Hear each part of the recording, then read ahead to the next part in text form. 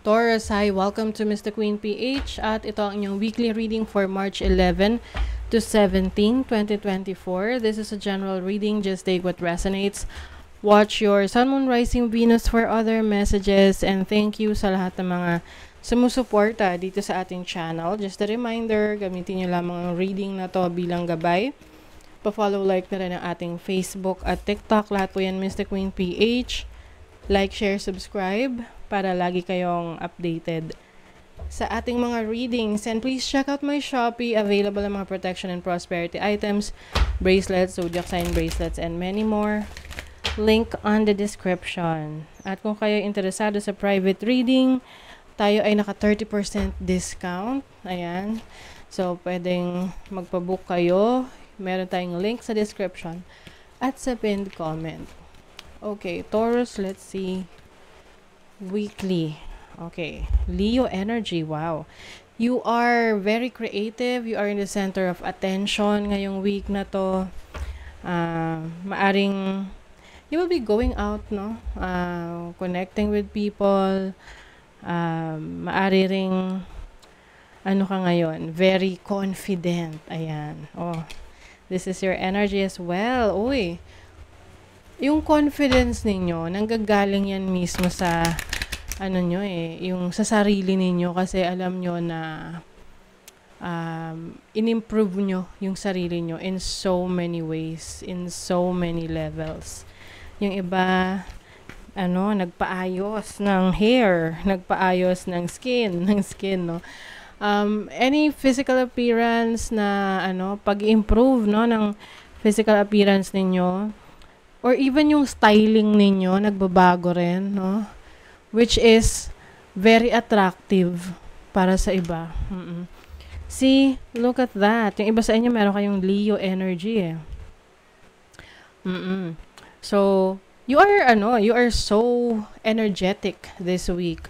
Maaring marami ka ring ganap ngayon. Yung iba sa inyo, nasa entertainment industry, artista, celebrity, actors, actress, ganyan. Nasa public eye. Yung iba sa inyo, social media influencer, content creator. Ayan. So, you have, happy, oh. Ganda. So, you are so, positibo lang yung pananaw nyo talaga ngayon. Maaring meron ding dahilan para magiging masaya kayo. Parang meron kayong ma-achieve ngayong week na to na will boost your confidence. Oo. Like, for example, isang content creator, dumami yung followers mo. So, maaring ito mag-boost ng confidence mo. Or yung views mo, tumaas yung views, ganyan. Or sa trabaho, napansin ka ng boss mo, may na-compliment ka ng katrabaho mo, may achievement ka sa career mo, sa business mo. Yes, you are also very much aligned sa yung feminine energy, no, Taurus. Very creative ka ngayon, productive. Ayan. A leg up. So, maaring iba sa inyo, meron kayong tutulungan. You will also share your knowledge, your skills, your abilities sa iba. Para, syempre, no, maka-inspire ka rin ng iba. Or pwede namang merong magme-mentor sa'yo. It's the other way around. May tutulong sa'yo. Para ma-improve mo yung sarili mo in all aspects, no? Let's see your overall energy. Ace of Wands, new beginning, new inspiration. Very much inspired. You have the Page of Cups. So, this is a very young energy. I think meron kang bagong, parang fresh yung pananaw mo sa buhay ngayon. Fresh yung pagtingin mo sa mga gagawin mo moving forward. Oo, it's like a new beginning. Yan ang nakakita ko sa inyo, no? Very creative. Let's see your challenge. The Two of Cups. Okay, Five of Pentacles. So, maaaring magkaroon ka ng challenging situation with your romantic partner. Pwedeng isa sa maging issue ninyo may kinalaman sa pera. Or possible na meron ditong mang-ghost sa relationship. So, pwedeng ikaw yung mang-ghost or ikaw i-ghost. Para kasing hindi pwedeng, parang alam mo na pornada. Oo. Hindi natuloy, naudlot. Pwede rin namang business partnership to na hindi nagkasundo sa pera, hindi nagkasundo sa hatian, ganyan. No. So, let's see your opportunity. The Eight of Swords and the Six of Cups. Alam nyo, you have the opportunity na to let go of your past. With the Six of Cups. Yung mga hindi pa rin nakaka-move on from your person from the past or even yung mga nangyari sa'yo in the past.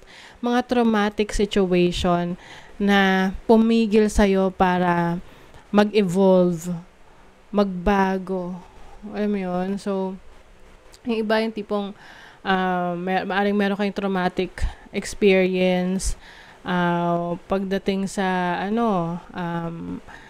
sa trabaho or sa mga ginagawa niyo. Example, you want to be an artist, an actor, actress. Pero, nung time na ang tawag doon, audition, marami kang mga negative comments na natatanggap. Or may mga nang babash sa'yo. Pero, kumbaga parang naapektuhan ka, no? Nagpa-apekto ka doon. So, for you, it's a traumatic experience. Kaya hindi mo na tinuloy yung pangarap mo, kahit pangarap mo na maging sikat na artista, singer, or kung ano pa man, no? So, ngayon, you have the opportunity to finally free yourself at magtiwala ka sa sarili mo. Kaya nga ngayon, talagang nag-uumapa yung confidence mo. Maaring finally, tinatanggap mo na yung sarili mo for who you really are. 'Di ba? So, let's see your blessing. Ano yung blessing? The Page of Pentacles and the Nine of Cups. Oh, wow. Alam nyo, meron kayong matatanggap na magandang balita pagdating sa inyong career, trabaho, finances. Yung iba, yung mga nagsisimula pa lang sa work, sa career nila, this is going to, parang you are going to make an impression. Yung tipong mapapansin ka kaagad sa workplace mo. Oo. You will gain a lot of attention. Yung iba sa inyo, meron kayong finally mabibili na gustong-gusto nyong bilhin kahit mga 3 years ago pa.